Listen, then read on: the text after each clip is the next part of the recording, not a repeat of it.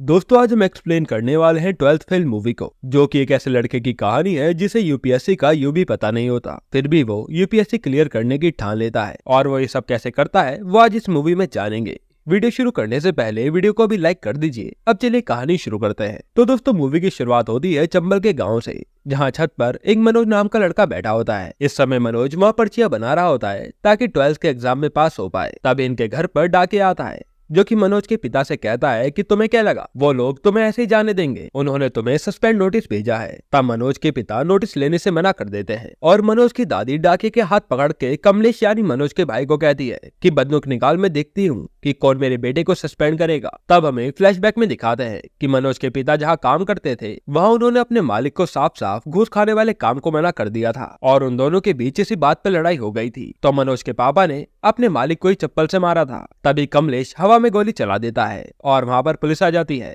जिसे देखकर सब लोग शांत हो जाते हैं। अब रात के समय ये सब खाना खा रहे होते हैं। तभी मनोज के पिता कहते हैं कि मैं अब इनके खिलाफ केस लड़ूंगा और इसके लिए मुझे शहर जाना पड़ेगा। मनोज की माँ कहती है कि तुम चले जाओगे तो घर कैसे चलेगा, पर उसके पिता उसकी माँ की नहीं सुनते। अब अगले दिन मनोज एग्जाम रूम में बैठा था और पर्चियां निकाल रहा होता है। तभी मनोज के सर कहते हैं कि बोर्ड पे मैं सारे आंसर लिख रहा हूँ, बस तुम इन्हें चेप लो। और सब बच्चे खुश हो जाते हैं क्योंकि दोस्तों उस इलाके के सारे स्कूल चीटिंग करवाया करते थे। तभी वहाँ पर गाँव का नया डीएसपी आता है और कहता है कि यहाँ पर क्या चल रहा है। वह स्कूल का प्रिंसिपल डीएसपी को धमकी देता है और कहता है कि ये विधायक जी का स्कूल है और उसे घूस देने लगता है। लेकिन वो डीएसपी उल्टा प्रिंसिपल को अरेस्ट करके अपने साथ ले जाता है। अब हमें पता चलता है कि चीटिंग ना करने की वजह से मनोज फेल हो गया है और मनोज के पिता केस लड़ने के लिए शहर चले जाते हैं, जिसके कारण मनोज की माँ को घर की चिंता होने लगती है। तब रात को मनोज और कमलेश घर आते हैं और अपनी माँ के हाथ में पैसे देकर बोलते हैं कि कल से हम गाड़ी चलाएंगे जिसमें हमें लोगों को एक जगह से दूसरी जगह छोड़ना होगा। फिर अगले दिन ये दोनों अपनी गाड़ी में सवारी बैठाकर ले जा रहे होते हैं। तभी इन्हें रास्ते में एक आदमी रोक लेता है और इनकी सवारी अपने बस में बैठाने के लिए कहता है, लेकिन कमलेश इसके लिए मना कर देता है। फिर वो आदमी कहता है कि ये विधायक जी की बस है और ये ऐसे खाली नहीं जाएगी, तो मैं अपनी सवारी हमारी बस में बैठानी होगी। तब कमलेश को गुस्सा आ जाता है और वो उस आदमी को चप्पल से मारकर वहाँ से चला जाता है। फिर थोड़ी दूर जाने पर कुछ पुलिस वाले उन दोनों भाइयों को अरेस्ट कर लेते हैं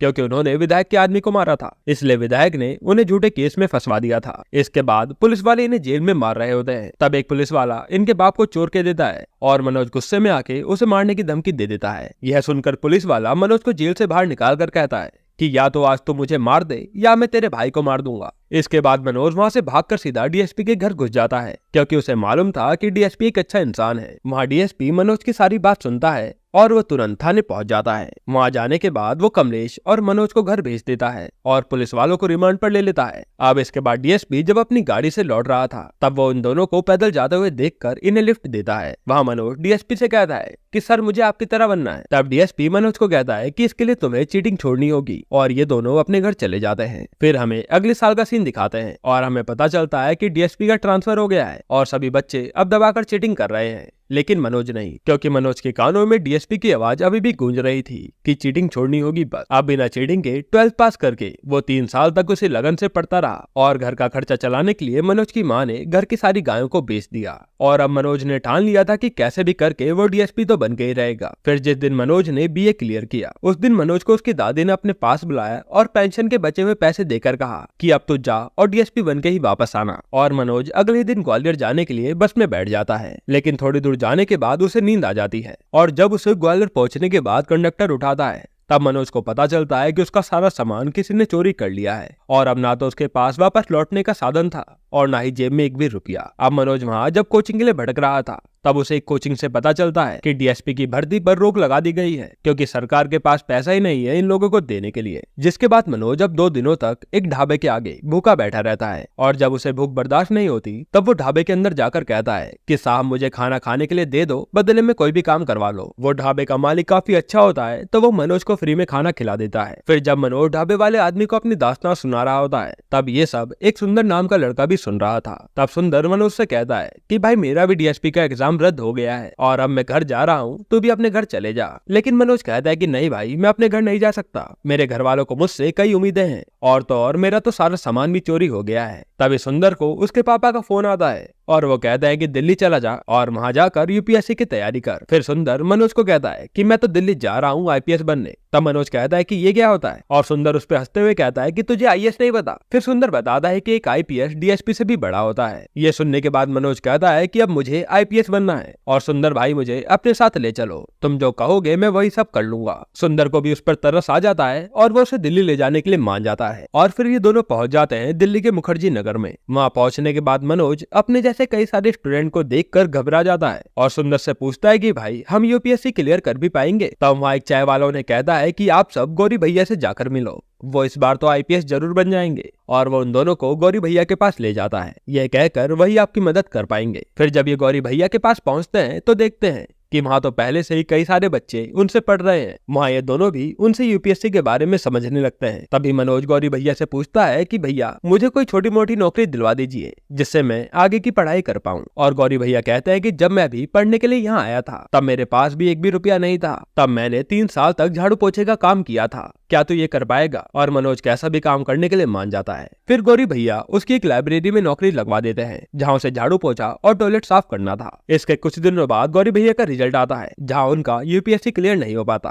और ये उनका आखिरी अटेम्प्ट था। ये देखकर हर कोई निराश हो जाता है। तभी हम सुंदर को देखते हैं जो सोचता है कि अब पार्टी बदलने का समय आ गया है, क्योंकि उसी साल एक इंग्लिश मीडियम के लड़के ने टॉप किया था और सुंदर उसी की टीम में चला जाता है। लेकिन यह मनोज अभी भी गौरी भैया के साथ ही होता है और गौरी भैया फिर भी हार नहीं मानते और कहते कि मेरा नहीं हुआ तो क्या हुआ, अगर तुम में से भी किसी एक का क्लियर होता है तो मैं समझूंगा कि मैं भी आईएएस बन गया। और फिर गौरी भैया चाय की टपरी पर रीस्टार्ट का बोर्ड लगाकर चाय बनाने के साथ साथ बच्चों को पढ़ाना शुरू कर देते हैं। अब इसके बाद सभी बच्चों के पेपर शुरू होते हैं और मनोज पहले अटेम्प्ट में फेल हो जाता है, लेकिन ये देखकर मनोज हार नहीं मानता और दूसरी बार ट्राई करने लगता है। साथ ही में वो गौरी भैया की दुकान में उनकी मदद भी करता है। और एक दिन मनोज चाय देते देते इंग्लिश मीडियम के बच्चों के ग्रुप में पहुंच जाता है और वहाँ वो मिलता है सुंदर के सर दीप मोहन से जो अब आईपीएस बन चुके हैं। और वो मनोज से कहते हैं कि तुम्हें अगर कभी भी मेरी जरूरत पड़े तो मुझसे मदद मांग लेना। फिर मनोज 1 साल बाद दोबारा एग्जाम देता है और इस बारी इसका प्रीलिम्स निकल जाता है। फिर वह मेंस एग्जाम की तैयारी के लिए एक कोचिंग इंस्टीट्यूट में जाता है जहाँ वो इंस्टीट्यूट वाले काफी ज्यादा फीस मांग रहे थे और मनोज कहता है कि अभी तो मेरे पास इतने ही है, मैं बाकी के पैसे धीरे धीरे चुका दूंगा, उसके लिए आप मुझे इसी कोचिंग सेंटर में कोई नौकरी दिलवा दो। और वो कोचिंग वाली लड़की कहती है कि ठीक है, फिलहाल तुम जाकर उधर फोटो फ्रेम लगाओ, अगर कोई काम होगा तो मैं तुम्हें जरूर बताऊंगी। तभी उस लड़की के पास एक और क्लाइंट आते हैं और वो उनसे बात करने में बिजी हो जाती है। तभी मनोज को वहाँ एक फोटो दिखती है और मनोज वहाँ आके कहता है कि मैडम ये जो फ्रेम में लड़का है ना, मैं इसको जानता हूँ और इसने तो आपसे कोई कोचिंग नहीं ली है। तब वो मैडम मनोज को अंदर ले जाकर डांटने लगती हैं कि हमने इसे पैसे दिए हैं ताकि उसका नाम अपने इंस्टीट्यूट के साथ जोड़ पाए। तभी जो क्लाइंट यहाँ आए होते हैं वो उस मैडम से पूछते हैं कि ये स्टूडेंट यहाँ से नहीं पढ़ा गया। तब मनोज उन्हें सारी बात बता देता है। फिर श्रद्धा और उसके पापा यहाँ से जाने लगते हैं। वहाँ मनोज उनसे कहता है कि अगर आपको कोई भी जरूरत पड़े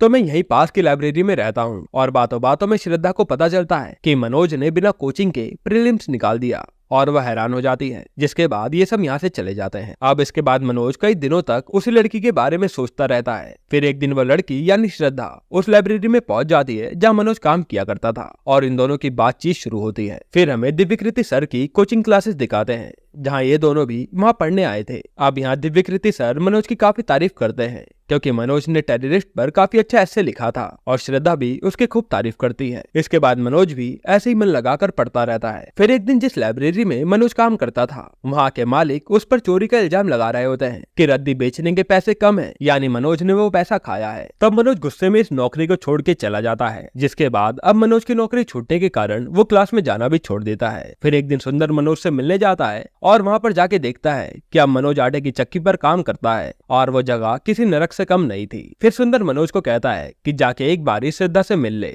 वो मसूरी जा रही है। और मनोज कहता है कि नहीं, अब मैं उससे मेंस क्लियर करने के बाद ही मिलूंगा। जिसके बाद मनोज अपना मेंस का एग्जाम देता है और उसे पता लगता है कि वह एग्जाम में गलत आंसर देकर आया है, यानी इस साल भी वो फेल हो गया। अब मनोज कुछ सोचता है और श्रद्धा से मिलने मसूरी पहुंच जाता है, जहां जाकर उसे श्रद्धा तो नहीं मिलती, लेकिन फोन पर वो श्रद्धा को आई लव यू बोल देता है। तब श्रद्धा कहती है कि ये सब करने के लिए अभी हमारे पास टाइम नहीं है और वह मनोज को वहाँ से जाने के लिए कह देती है। इसके बाद मनोज यहाँ से सीधा अपने गाँव जाता है, जहाँ उसे पता लगता है कि उसकी दादी मर चुकी है और उसके पापा अभी भी कोर्ट के चक्कर में फंसे हुए हैं। फिर मनोज की माँ उसे कहती है कि तू यहाँ की चिंता मत कर, तेरी दादी का सपना था कि तू एक बड़ा ऑफिसर बन के लौटे, तो अब तू अपनी दादी के लिए एक बड़ा ऑफिसर बन के ही लौटी हो। फिर मनोज वापस से आटा चक्की पर पहुंच जाता है और वहाँ दिन रात मेहनत करने लगता है। जिसके कुछ दिनों बाद एक दिन उसके पापा उससे मिलने आते हैं और वो कहते हैं कि चल घर चल, यहाँ किस नरक में रह रहा है तू। लेकिन मनोज यहाँ अपने पिता को मना कर देता है और कहता है कि वो एक आईपीएस ऑफिसर बन के ही लौटेगा। जिसके बाद अब मनोज दिव्यकृति सर की क्लासेस ले रहा होता है। तभी वहाँ पर श्रद्धा आती है। फिर श्रद्धा मनोज से बात करती है और कहती है कि उस दिन के लिए सॉरी, पर मनोज कहता है कि कोई बात नहीं, अभी मुझे सारा ध्यान मेंस के एग्जाम पर देना है, और वो ये कहकर वहाँ से चला जाता है। इसके बाद श्रद्धा अब कई महीनों तक मनोज से नहीं मिल पाती और कुछ दिनों बाद रिजल्ट का दिन भी आता है, जहाँ हम देखते हैं कि सुंदर इस बार भी फेल हो गया था और मनोज का प्रीलिम्स क्लियर हो गया है। अब ये बात बताने के लिए श्रद्धा उससे मिलने जाती है, जहाँ वो देखती है कि मनोज आटे की चक्की चला रहा होता है और वो बहुत ही बुरे हाल में है। फिर वो उसे बताती है कि तुम्हारा प्रीलिम्स क्लियर हो गया है, अब मेंस की तैयारी करो और इस आटे की चक्की पर रहकर तुम्हारी तैयारी नहीं हो पाएगी। फिर वो आगे कहती है कि तुम ये चक्की छोड़ दो, लेकिन मनोज श्रद्धा की बात नहीं मानता और श्रद्धा यहाँ से चली जाती है। इसके कुछ दिनों बाद फिर मनोज मेंस के एग्जाम देता है और इस बार भी वो फेल हो जाता है और रात को मनोज और श्रद्धा गौरी भैया की चाय की दुकान पर बैठे होते हैं। तभी वहाँ पर सुंदर आता है, जिसे उन दोनों को साथ में बैठा हुआ देखकर जलन होती है, क्योंकि उसकी गर्लफ्रेंड उसे छोड़कर चली गई थी। वह सुंदर श्रद्धा को सुनाने लगता है कि अगर तुमने मनोज को डिस्ट्रैक्ट नहीं किया होता तो आज मनोज का मेंस क्लियर हो जाता। ये सुनने के बाद श्रद्धा यहाँ से रोते हुए जाने लगती है। तब मनोज उसे आकर रोकता है। माँ श्रद्धा मनोज को कहती है कि तुमने उस दिन मुझे कहा था ना कि मैं दुनिया पलट दूंगा अगर तुम मुझे आई लव यू कह दो तो जाओ और पलट दो दुनिया। और श्रद्धा मनोज को आई लव यू कह देती है। ये सुनते ही मनोज वहाँ से भागता हुआ सीधा आईपीएस दीप मोहन के घर जाता है और वहाँ वो दीप सर से कहता है कि आपने मुझे पहचाना, मैं मनोज जिससे आपने कहा था कि कभी भी हेल्प की जरूरत हो तो मुझसे मांग लेना। फिर वो कहता है कि सर मेरा हर बार मेंस क्लियर नहीं हो पाता। तब दीप सर उसे राइटिंग स्किल पर काम करने के लिए कहते हैं और मनोज समझ जाता है। अब जब मनोज गौरी भैया की दुकान पर काम कर रहा होता है तब गौरी भैया कहते हैं कि तेरे बस का कुछ भी नहीं है, अगर तू ऐसे ही दुकान पर काम करता रहा तो तेरा यूपीएससी कभी भी जीवन में क्लियर नहीं होगा। तब मनोज कहता है कि भैया काम तो करना होगा। फिर गौरी भैया उसे गुस्से में कहते हैं तू अभी तुरंत मेरे रूम में शिफ्ट हो रहा है और आज के बाद तो कोई काम नहीं करेगा और तुझे सिर्फ पढ़ना है। ये सुनकर मनोज भी उनकी बात मानकर रूम पर शिफ्ट हो जाता है। फिर वह दिन रात बड़ी मेहनत से पढ़ने लगता है और कुछ दिनों बाद वह श्रद्धा पुराने नोट्स लेकर आती है और कहती है कि मैं मसूरी जा रही हूँ मेंस के एग्जाम देने के लिए। तब ये दोनों एक दूसरे के गले मिलते हैं और श्रद्धा यहाँ से चली जाती है। फिर एक दिन गौरी भैया मनोज को बताते हैं कि श्रद्धा का मेंस क्लियर हो गया है। यह सुनकर मनोज बहुत खुश होता है और कुछ दिनों बाद मनोज भी अपना मेंस का एग्जाम देता है और वो इसमें पास हो जाता है। लेकिन हम देखते हैं कि सुंदर इस बार भी फेल था और ये बात वो अपने पापा को बता रहा था। तभी मनोज सुंदर के पास आता है और उससे उसका फोन मांगता है कि जरा मुझे श्रद्धा से बात करनी है। तब सुंदर गुस्सा होकर कहता है कि साले मैं तुझे यहाँ तक लेके आया हूँ लेकिन तुझे घंटा भी फर्क नहीं पड़ता कि चाहे मैं फेल हूँ या पास। तब मनोज कहता है कि ये सारी बात तो अपने बाप से बोल, मुझे नहीं। ये कहकर वो वहाँ से चला जाता है। फिर रात को मनोज के पास श्रद्धा का फोन आता है और वो कहती है कि मैं अब यहीं पर रहूंगी क्योंकि मेरे पापा को किसी ने हम दोनों के बारे में कुछ गलत बता दिया है। तभी मनोज को शक होता है सुंदर पर और वो उसे फोन लगाता है और वहाँ मनोज को पता चलता है कि सुंदर तो जेल में है और वो जाकर जेल से सुंदर को छुड़वाता है। फिर वो उसका मोबाइल चेक करने लगता है। तब सुंदर कहता है कि भाई मुझसे गलती हो गई, मुझे माफ कर दे। तब मनोज वहाँ उससे लड़कर वहाँ से चला जाता है। अब मेंस क्लियर होने के बाद मनोज का इंटरव्यू का दिन आता है और गौरी भैया उसे टाई पहना रहे होते हैं। तभी वहाँ पर श्रद्धा आ जाती है जो उसे बताती है कि वो डिप्यूटी कलेक्टर बन गई है। ये सुनकर मनोज बहुत खुश होता है। फिर श्रद्धा और मनोज सुंदर से मिलने जाते हैं, जहाँ मनोज सुंदर को थैंक यू कहता है कि अगर तू यहाँ तक मुझे ना लाता तो मैं यहाँ तक कभी आ भी नहीं पाता। और सुंदर मनोज को ऑल द बेस्ट कहकर श्रद्धा से माफी मांग लेता है और इनमें दोबारा दोस्ती हो जाती है। इसके बाद मनोज इंटरव्यू देने चला जाता है। वहाँ इंटरव्यू में वो उससे पूछते हैं कि तुम 12th फेल कैसे हो गए थे। तब मनोज कहता है कि उस साल हमारे गांव में चीटिंग नहीं हुई थी क्योंकि वहाँ पर एक नए डीएसपी सर आए थे जिन्होंने चीटिंग रोकी थी और सारा स्कूल फेल हो गया था। फिर वो मनोज को बाहर भेजते हैं और थोड़ी देर बाद उसे वापस बुलाते हैं और पूछते हैं कि अगर तुम आईपीएस नहीं बन पाए तो क्या करोगे। तब मनोज कहता है कि मैं अपने गाँव वापस चला जाऊंगा और वहाँ के बच्चों को पढ़ाऊंगा ताकि वो कभी चीटिंग ना करें। और कुछ सवालों के बाद इंटरव्यू खत्म हो जाता है। अब मनोज को लग रहा था कि उसका लास्ट अटेम्प्ट भी वेस्ट हो गया, लेकिन रिजल्ट वाले दिन पता चलता है कि मनोज आईपीएस बन चुका है। जिसके बाद ये खबर वो अपने घर पे बताता है और ये सुनकर हर कोई खुश था। कितनी कठिनाइयों के बाद भी मनोज आईपीएस बन गया। फिर मनोज अपनी ड्रेस पहनकर एक पुलिस स्टेशन जाता है, जहाँ के डीएसपी सर मनोज को सैल्यूट ठोकते हैं और ये वही सर होते हैं जिन्होंने मनोज को चीटिंग छोड़ने के लिए कहा था। फिर मनोज डीएसपी सर के पैर छूता है और कहता है कि सर पहचाना, और डीएसपी सर उसे देखकर बहुत खुश होते हैं। यहीं पर ये मूवी एंड हो जाती है। दोस्तों, आपको ये मूवी कैसी लगी हमें कमेंट में जरूर बताइएगा। दोस्तों, ये मूवी बहुत ही ज्यादा इंस्पिरेशनल है, जिसे आपको एक ना एक बार तो जरूर देखनी चाहिए। बाकी आपको अगला एक्सप्लेनेशन कौन सी मूवी पर चाहिए वो हमें कमेंट में जरूर बताना।